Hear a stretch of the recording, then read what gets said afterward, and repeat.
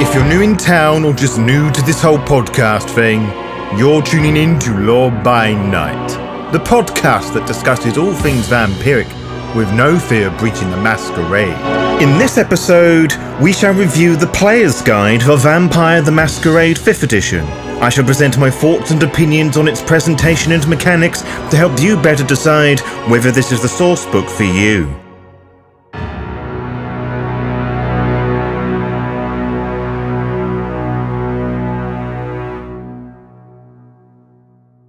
The V5 sourcebooks by Renegade Game Studios have not received a particularly positive reception, though it has been positively proven that the ones calling the shots regarding the direction of the World of Darkness do not give a shit about the setting, the lore, and the unique world-building elements that make the World of Darkness different from most of its competitors. This is a fact that I have stated many times, and I will probably be exercising variations of this theme throughout this review because the latest Vampire the Masquerade 5th Edition book, as of the writing of this script, is the long-awaited Player's Guide, something that fans of the game have been promised for quite a while.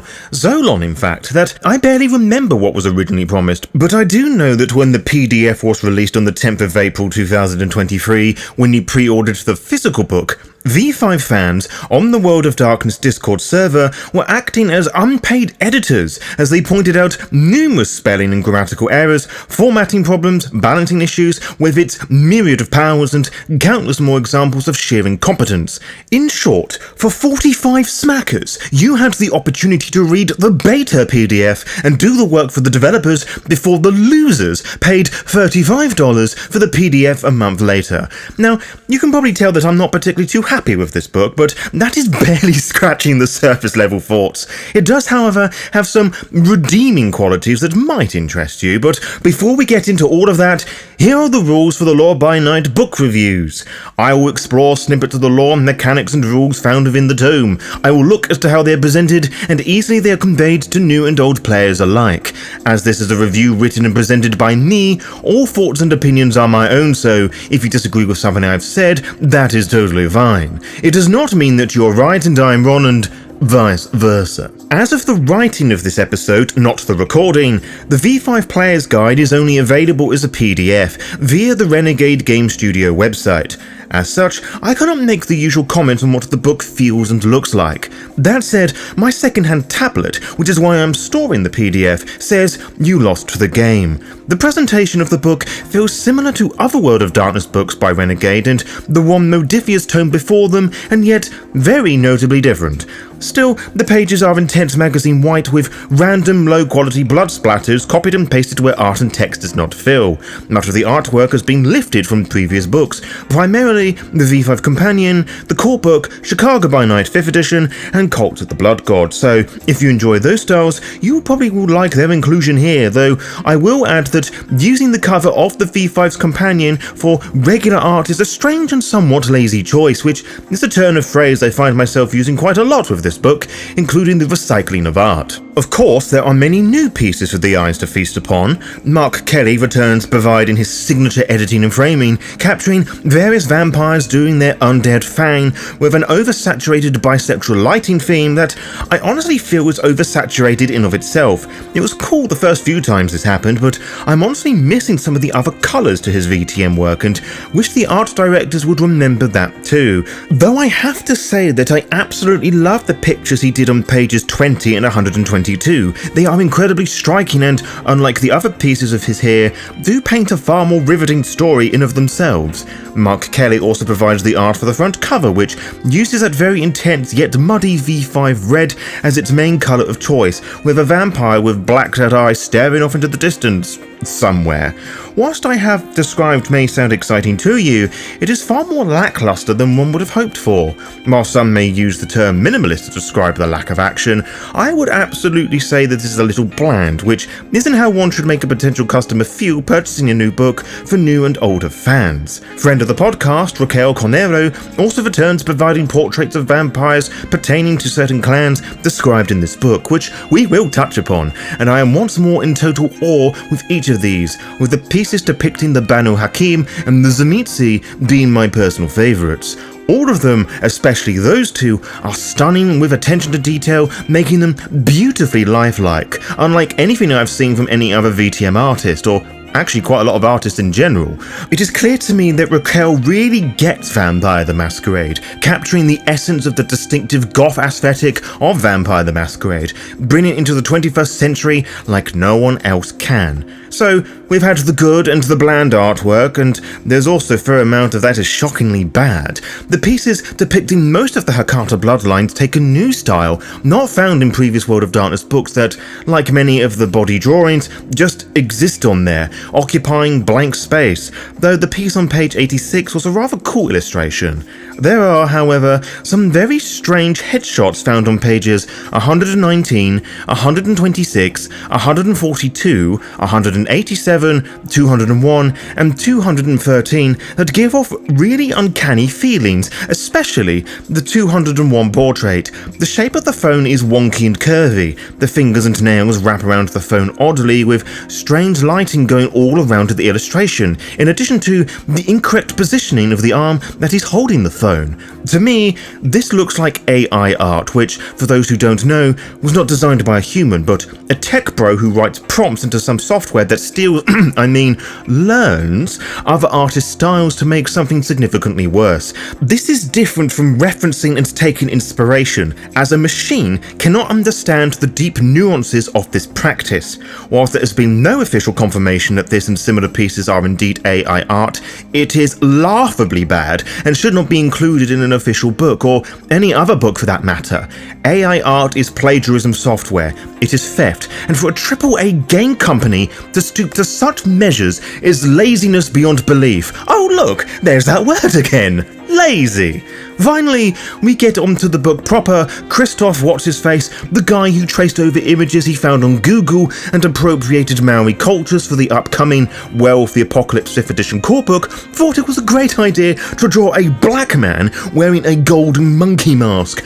I don't think I need to say any more regarding the current World of Darkness team and what they think about inclusivity, but if you have no idea what I'm referring to regarding the images, I will provide links in the description for you to read at your own leisure. When you open the book and read the seemingly redundant criminal profile after the contents, you are greeted with the standard World of Darkness introductory chapter that details what it aims to cover and what you'll find inside.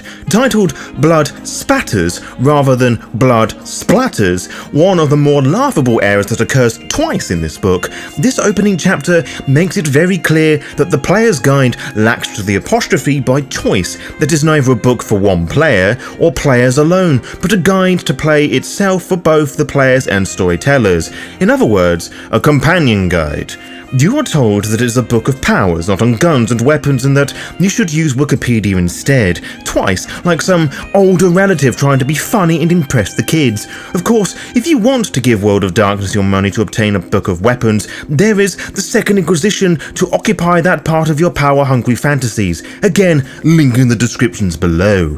There is the second part of this incredibly short introduction, which is expanding upon and reinforcing the ideas presented in the core book and what a vampire is and isn't in relation to themselves, their clan and sect. It is admittedly a decent section that is obviously more useful for someone who has next to no idea about the setup of VTM, though to say that clans don't serve the agendas of their own bloodline is false. Yes, it mentions the Tremere and the mistakes they made leading up to the fall of Vienna, but they are an extreme example of this, and despite this blunder, for lack of a better phrase, are still known for putting clan loyalty above the Camarilla. The Banu Hakim and La Sombra loyalties to their own clans would lead them to join the Camarilla. Both plotlines are introduced properly in V5. An individual is also embraced into a particular clan because of their skill set and potential they could bring into the sect. Yes, but also the clan's positioning within the sect itself. I understand that explaining all of this in the introductory chapter might be a bit much, but presenting lies is not the way to go either. The first proper chapter of the book, the confusingly titled Chapter 2, is all about the clans found in V5, excluding the Daughters of Cacophony lore sheet you can get from the World of Darkness site, because bloodlines can only be relegated to lore sheets now. The chapter starts with two sets of tables known as clan sheets that present all the clans including the Salubri, which, if you can get past the edgy emo pop punk Green Day red and black blocky nature of it is a formatting mess of little errors and inconsistent font choices that make the whole thing abysmal to read. Accessibility is not important here, as long as it looks good, I suppose. Each clan block has 5 adjectives to describe them, with some interesting crossover that can cause confusion. Their discipline symbols, bane and compulsion, which means very little without the core book in hand, as you're not told what they do here. At least you have a cute legend for discipline symbols, I suppose. After this are write-ups of the clans and bloodline found across the various source books, which is one of the main selling points of the player's guide, that all the information from the different books is all together in one book for ease of access. For clarification, these clans are the Banu Hakim, the Hakata, the La Sombra, the Ministry, the Ravno, Salubri and Zemis. If you thought the main clans from the core book were going to be here too, as originally advertised, fuck you! You were played! But to talk about the write-ups themselves, the Ravno, Salubri and Zemitsi sections are almost identical to what is written about them in the free V5 companion guide, you know, the actual one. There are only 7 Salubri left that may or may not be seeking Golconda as they try and survive. The Ravnos have an aimless wanderlust because reasons, and the Zemitsi are dragons that hoard things because that's what dragons do. I complained about all of this in my review of the V5 companion guide, which you can go and listen to at your own leisure. I will say, however, the Salubri have concepts now, and they are variations of seeking Golconda, hiding or embracing the inner monster, so nothing the virgin player would conjure up by themselves. To focus on the main 4, they are just as stereotypical as one might expect with Renegade's input into the world of darkness. Despite the insistence that the Banu Hakim aren't all about justice, that is exactly how they are written, especially when the first type of person listed of those that they choose to embrace are, you guessed it, judges. The Hakata are treated as a sect rather than a singular clan, which I am glad they emphasised, but the section lacks anything of any real interest. The La Sombra rule and manipulate from the shadows because without trudging through the forbidden law they dare not mention, that is all one can do with them. And the Ministry form cults and eschew faiths and beliefs to corrupt and lead those away from the safety of their own ideologies, which, to be fair, is a very good and grounded take on them. These clans also have had edits made to their banes and compulsions, which is not indicated in the book at all. The Ministry section of the book discusses the cult of sect and how many identify as the followers of sect still, which is a decision I was not expecting this brand of World of Darkness writing to take, but one I almost appreciate. I say almost, as the very foundation of the clan is built upon the idea that they believe that Set is one of the antediluvians, but this little box of the section explains this, that it paints a far more heretical doctrine that the vast majority of Setites do not follow. The box does say to be mindful of other people's cultures and faiths, which is a nice added touch, but 12 pages prior, you have the Black Man and the Golden Monkey Mask, so any sincerity of that statement falls a little bit flat, like a lot of the writing in the chapter. The chapter ends with the new Clan Bane variant that dramatically change up the dynamics of the game. They make the game much harder, and if one player wants the alternate Bane, every member of said clan must have the variant as well. I shan't deny that there isn't a single one that I like, as they demonstrate very little understanding of the world of darkness and shift it towards a more gamey video game vibe once more. The Banu Hakim are assassins, so they have poisonous blood that damages mortals, which is simultaneously dangerous for mortals to be bloodbound to them and perfectly safe to bind to them due to consistently bad writing. The Brujar are angry all the time, so they now must inflict violence to those around them. The Gangrel are beasts, so they can tame their beast to resist fear frenzy. The Hakata are death incarnate, so they cause people and items and buildings around them to decay, which are definitely not a masquerade breach at all, and it's not like they have a power that can do that already. The La Sombra are just callous and not so tied to their humanity, despite their Sabbat origins, and of course V5 being more focused around humanity, because anything that isn't a morally confused kindred twink is playing V5 wrong, but it is acceptable here, apparently. Despite a later portion of the book on being respectful about betraying Malkavians, their new bane is about weirding people out whenever you use your disciplines, which encourages fishmouths aplenty, or, as the book words it, highlighting their weirdness. The shameless ableism continues, folks. The Ministry are snakes, so they are cold-blooded, making the act arouse forcing the blood more difficult, which makes the whole converting and corruption act more fucking difficult. The Nosferatu are not hideous with their bane, though that option is there to look weird if the player wants. Instead, both they and their havens are constantly infested with and followed by animals and insects, which honestly makes them fucking impossible to play. The Ravnos new bane is remarkably transphobic, as it uses dead naming as a means of others to control them should anyone learn of their unbirthed name to use the book's wording. Not sure how this one got past the book sensitivity reader, but this is the same one that lets the BOE of Brazil become heroes in the SI and Hunter the Reckoning 5th edition book, so I shouldn't be that surprised really. If the original Salubri Bane was too hard for you, you have a slightly harder Bane now, as it actually makes you weaker if your hunger is below 3, which is paired with already the bullshit bleeding eye mechanic, makes them just as annoying to play, but on a different scale. The Toreador, infamously known for mimicking emotion rather than actually feeling it, have a new bane that makes them feel the pain of any mortal they hurt via feeding, which, unless it is in combat, is absolutely fucking no one. The Tremere find it more difficult to blood surge because they appropriated the curse of Cain, to quote the book, which isn't what that word means, but okay, World of Darkness.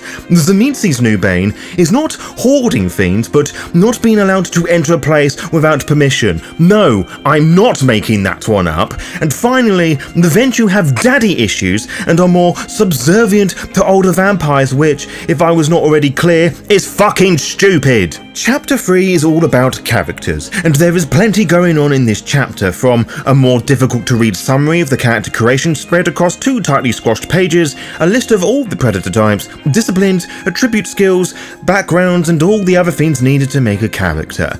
Beyond my previous criticism of the character creation summary just a moment ago, the one piece of advice given here I think is incredibly questionable is that it recommends new players to pick the specialist skill distribution if you are stuck, which, as the name would subtly imply, is for specialist characters that are likely to fail in a lot of scenarios because they are not as balanced as, I don't know, the balanced or jack-of-all-trade distributions are. Following this is a variety of playstyles with video game sounding names like The Brute, The Mastermind, motivation choices and means of being embraced that followed the Persona video game way of things by associating each embrace with a tarot card.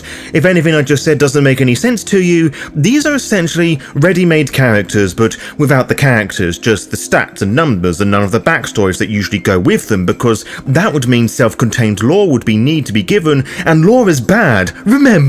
The next section is Discipline Powers, which is another example where the developers lied to their fans. With the latest incarnation of the V5 Player's Guide was announced early in 2023, perhaps in late 2022, it was originally said that it would contain all the clans, all the discipline powers, and all the predator types in one convenient place.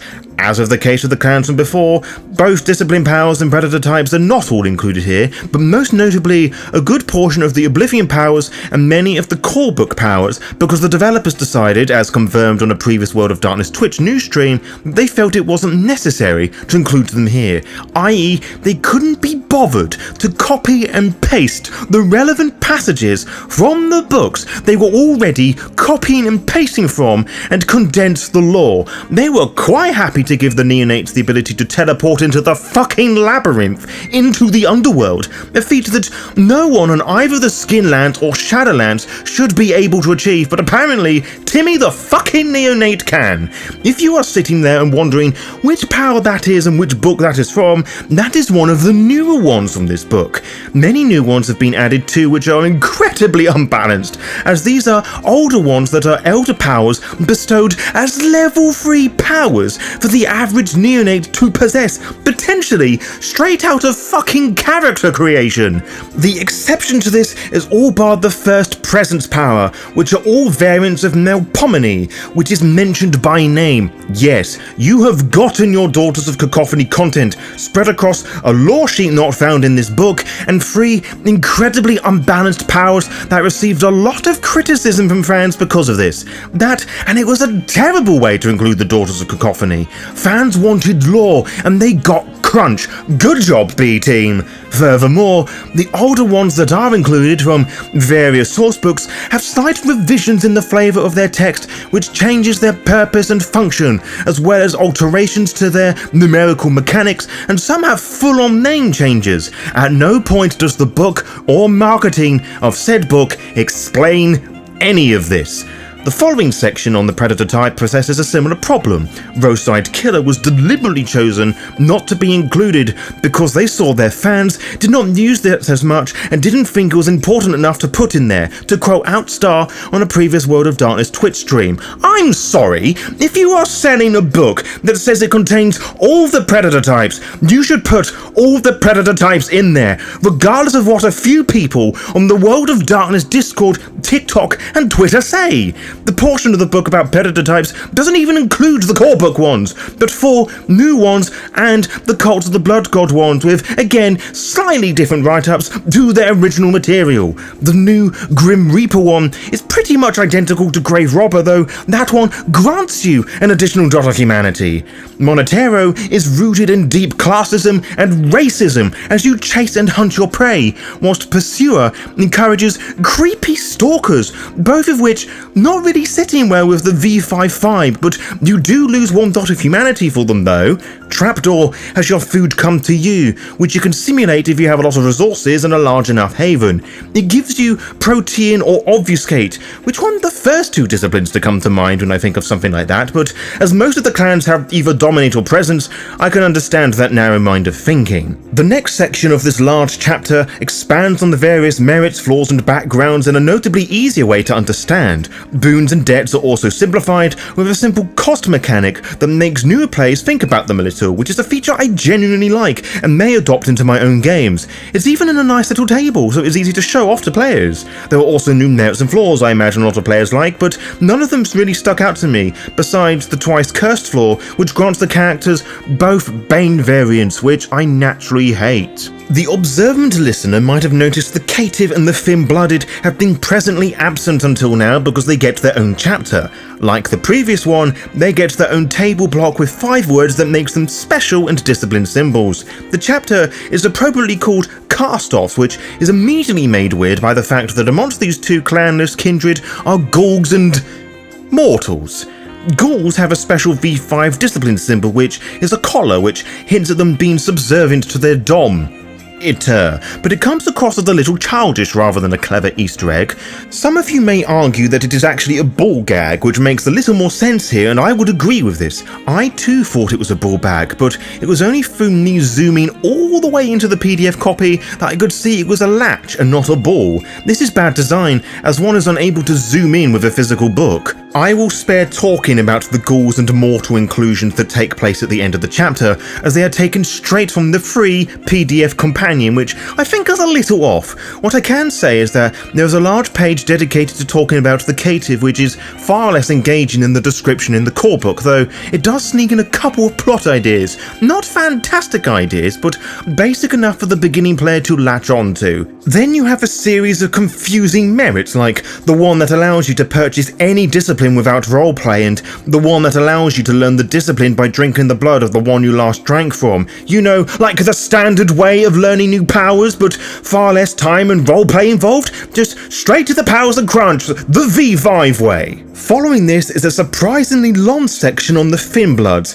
mainly on running Duskborn Chronicles, painting them as an easy entry into playing VTM. This is one of the many lies presented in this section to entice people to play it, the simultaneous, knowledgeless, and knowledgeable Thin-Blooded. It feels like it is more geared towards existing players that do not like the Thin-Bloods, for good reason, but the approach taken with the writing feels incredibly forced, which instinctively pushes me away from doing something like this.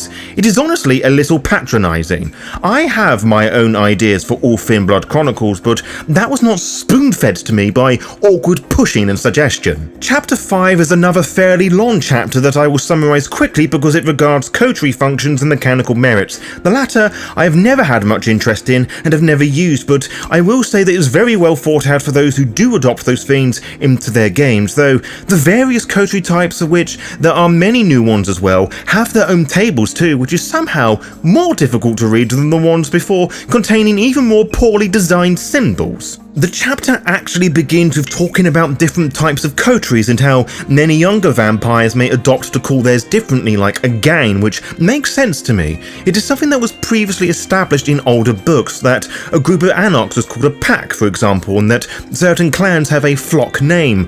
With this book, the example gets more ridiculous, such as a studio of Toreador, a sweet adventure, and the most fucking embarrassing of them all, a god damn it of Tremere. Jesus Christ. It's incredibly cringy that reeks of how do you do, fellow kids, a forced attempt to sound hip and trendy, keeping up to date with the current memes and social media jokes without any of the research beyond one's narrow understanding of the space and market they are appealing to. Which leads me nicely into the final full chapter of the book, Chapter 6, which is by far my least favourite chapter in any V5 book to date. It is a Chronicles chapter, one that revolves around different forms of play other than your traditional sitting around a table and playing with your friends. It looks to the internet and addresses the different ways the TTRPG space are telling their stories and expressing themselves, which on paper sounds like a really modern and self-aware chapter. However, beyond the traditional ways of play, the chapter demonstrates large gaps in their knowledge regarding the topic that they are actually trying to write for,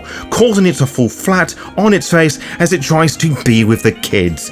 The first example of this I will highlight is found within the solo roleplay section, which initially had me worried when I first heard about this. Similar to how World of Darkness are happily pinching people's likeliness for art either traced or potential AI, possibly taking the content creator Nerdbert's ideas of the Cotery sheet found in the back of the player's guide, I was a little concerned that ideas and systems for my own homebrew, the Autarkis Storyteller, link in the description below, were being lifted into the official product. Some of you might have envisioned Oracle systems like tables to roll dice on to determine actions, story progression, item generation and so forth, like a mythic GM emulator sort of thing. No. A solo roleplay in this book boils down to making social media accounts, making and sharing special Spotify playlists for your characters, and seeking others to collaborate with what is essentially a more journal blogging style to express oneself.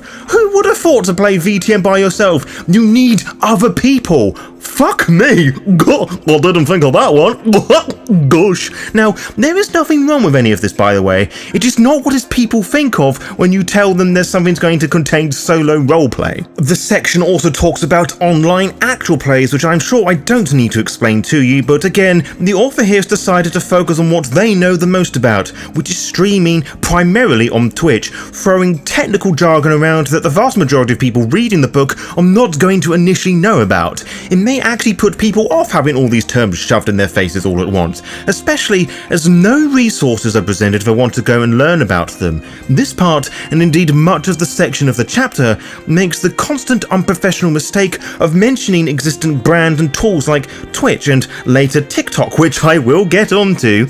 Twitch may be the leading streaming site out there, but it is not the only one, and choosing to adopt streaming site or similar is a more universal and understandable way of getting the message across. To assume that the supposed one or two only options will remain the same is very narrow-minded. Also, the section on actual plays does not explore podcasts or audio dramas, for which there are far more of those than there are streamed or pre-recorded games on YouTube and Twitch. I know, I have done my research. They also require a different set of skills that are not even touched upon or mentioned here, simply because they are not all that important to the author and are therefore do not get considered. I do not expect the author to explore every variant of actual play, but it is clear that the author knows about streaming, so that is all that matters. There is also the slight inference that the in-a-studio approach is the better version than the streamed one, which is a very elitist viewpoint to have.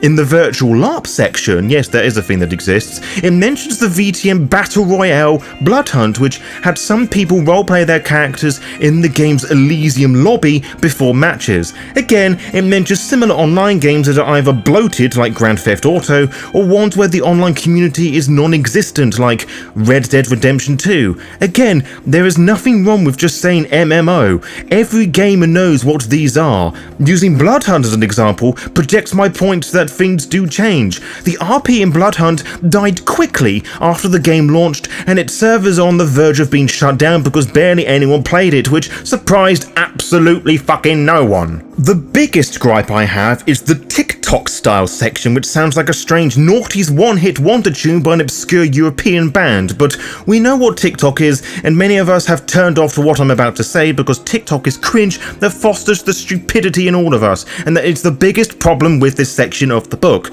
This section itself focuses on those that cosplay, i.e. dress up as their character, doing little videos of themselves, role-playing their character, or lip-syncing to dialogue that represents them, or collaborating with other creators. You know what I'm trying to describe, I'm sure, and there is plenty of good online creations that take this format, but the problem with this is that, again, TikTok is not the only place where this sort of thing happens. Twitter, Instagram, and YouTube are some others I conjure on the top of my head, which are more socially accepted by the public of all ages. The section, which is aimed at older fans, both in terms of the game's age and their own age, is likely to turn off because of this association. I nearly did too, because the first sentence was so fucking patronising, momentarily making me feel stupid for not giving this stuff a go, which really, this idea does not live on TikTok, but again, it is currently the in thing. The author uses the app, so that is the one the author latches onto. Again, this is a brand that is going through changes, as there is actually current legal battles that may prevent TikTok from being accessible in the United States, which may render a lot of this advice and encouragement obsolete by the time the physical book hits the shelves, much like the rest of the advice that is offered in this chapter. This part of the chapter is also the weakest of all the writing in the chapter, where you can tell the author had to crack open a thesaurus to include the words that made them sound more interesting and intelligent. I ultimately don't like this chapter because it isn't really helpful to anyone. It is all about talking about the few things the author knows about with very little additional research outside of that, and what they did know was lacking and in one instance completely wrong, giving this hey you fellow kids, check out this crazy wild thing vibe. Yet again, just very forced and cringe, amateurish writing that was just painful to read. I would have been more accepting of this if this was someone's homebrew on the ST Vault, or a blog post or a YouTube video, but not in an actual official book like this. The chapter then goes on to talk about convictions and touchstones, expanding and presenting examples for newer players to use if they are struggling to find ways to connect to their character or still learning the ropes for roleplay, so I appreciate the existence of the suggestions it makes. There are also alternate and expanded upon memoriam systems. The forced backstory reveals that I have still only seen once, and that was in LA by Night, that one episode where everybody played with elders, so very much a homebrew mechanics of sorts. Finally, the chapter ends on consenting gaming, a condensed version on what happens in the core book, but lacks the author, Jacqueline Brick, who wrote it in the credits. Beyond this, there is an appendix filled with the Hakata lore sheets with further revisions, a third name change for the Samadhi, and summary sheets of all the powers and doodads found in the book, plus the flesh monsters of the companion guide, and the summonable dead fiends and cults of the blood gods. So you have your updated clan descriptions and powers. You have a better understanding of the game's merits, flaws, and backgrounds, and the game as a whole. Now, how do you take all this crunch and reprinted information and put them into a chronicle, your own manifestation of the world of darkness, using this book? Well, that's the thing. The book tells you what you will need to play, but it doesn't really inform you how to take those tools to run a story. The vampires, as presented here and in some of the more recent books, just exist. Undead creatures of the night in cities without a means to drive them forward, with vague suggestions of backstory that doesn't really get people to go and read up more of the recent material to look elsewhere. Why? Because this form of the World of Darkness brand does not like storytelling and world building, and it certainly does not like the lore that the foundations of all of its game lines are built upon. The focus of any game is small, within the confines of a coterie, but the world building elements do not always revolve around the players. The pieces of the chessboard move around and themes go on without the players knowing. These themes are influenced by how the sects and clans operate, as well as any of the factions and cults you wish to incorporate into the story. The players respond or ignore them as they wish, but it's the 30 plus years of storytelling that have led to this point. To include it all at once is ridiculous, but to denounce it all as gatekeeping, as the brand loves to do, is just nauseating and wrong, as I have vented many times before. And if there was any doubt, I present to you the write-up regarding lore sheets found in Chapter 3, page 114. Lore sheets exist to highlight a certain aspect of the world for the interested player and storyteller, without forcing every player to master the entire minutiae of the vampire setting. A lore sheet foregrounds some group, historical event, or elders as it relates specifically to the player, encouraging them to take ownership of that aspect and reminding the storyteller that vampiric arcana, Jesus Christ, exists to serve the story at the table tonight, not as mandatory history lessons. The part I shouted was italicized in the book, and I wanted to make that distinction come across. You'll also notice that the phrase vampiric arcana replaced lore and the condensing tone throughout, discouraging storytellers to add more supernatural elements to their game and dictating how to play the game. Very few STs actually play their games by info dumping, especially with World of Darkness games, but scouring Facebook groups and shutting down any conversations regarding retconning of material has led the World of Darkness brand to stupidly believe that lore is gatekeeping. I mean, it is only natural for people to go and explore, to learn more of the world that you have made them invest into, especially when you need to have quite a bit of understanding of the World of Darkness to use the vast majority of lore sheets in the core book. In conclusion, this book is really just a bunch of people's ideas you have already read before, smashed against each other with other new, untested ideas, producing the vague suggestion of a book. It's probably useful for the newbie player who loves to be encouraged to power game both in written text and with a vast amount of powers at one's disposal, but I honestly cannot recommend this book in good faith due to that the developers lie to their customers. It does not contain everything in one place, as you still need various source books to collect everything. It is an unbalanced, poorly executed mess of a book with awful formatting, with the total understanding of awareness of a drunk uncle at a family get-together. More importantly, there is also the fact that the book may contain unethical AI art, and it is racist, ableist, and transphobic, the ungodly trifecta of World of Darkness books. So buy it if you don't care about those things and just want the cool new powers and banes, but be prepared to be disappointed once more. And I know what a large amount of you are going to be thinking and typing into the comments right now. I really do. I saw this before I even started writing this review, but I didn't buy my copy. It was a gift from a player I ran a game for once, and I still want my money back. And for those of you who are new to the Lore by Night brand and the reviews I occasionally do, I do not do out of 10 scores because they are subjectively pointless. One person's 10 out of 10 is another's 3 out of 5 stars, which is another's minus 42 out of 100, so I shall rate this book Serpent Club out of 10, as that is just as helpful as a proper out of 10 score. To be kept updated, follow the Lore by Night VTM Twitter and Instagram pages to find out when we upload each episode. You can also find out by subscribing to the YouTube channel and clicking on the little bell, as you'll be immediately notified when the latest episode is live. Until next time, farewell.